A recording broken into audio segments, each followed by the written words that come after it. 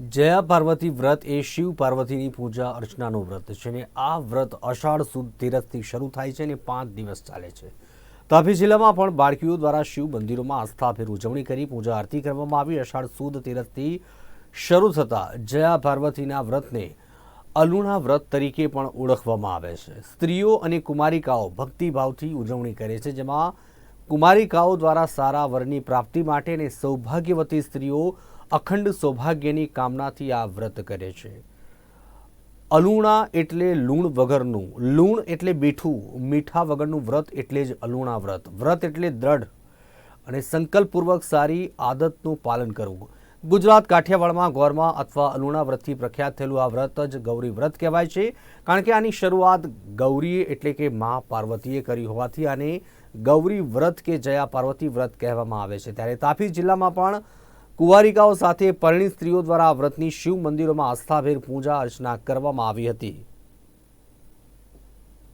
દરેક ઋતુ પ્રમાણે બધા વ્રત નિયમો બનાવ્યા છે। અષાઢ સુદ તેરસથી અષાઢ વદ ત્રીજ સુધી આ બાલિકાઓ, નાની નાની બાલિકાઓ અલુણા વ્રતનું નિયમ વ્રત કરે છે। બાલિકાઓ ખૂબ પ્રેમથી સજી ધજીને આવે, શિવજીના મંદિરમાં શ્રદ્ધા અને ભાવથી અહીંયા ભગવાન શિવજીનું પૂજન કરતા હોય છે।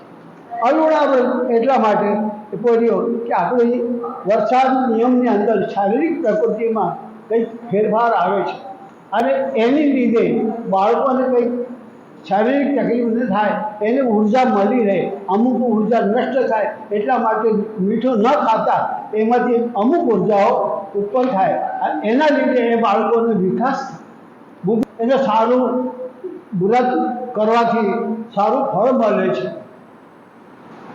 ભણતર, ગણતર અને ચણતર નાનપણમાં હોય તો ભણતર થોડા મોટા થાય એટલે ભણતર વિકાસ થાય, એટલે શારીરિક બુદ્ધિનો વિકાસ થાય। ત્યાર પછી ચણતર એટલે એનું જીવન, એને સારું ઘર મળે, સારું વર મળે, એવી સારી ભાવના એમની હોવાને લીધે આ નાની નાની બાળિકાઓ આ અલુણાનું વ્રત કરે છે। આધુનિકરણની દોટમાં પ્રાચીન સંસ્કૃતિઓ ભૂંસાઈ રહી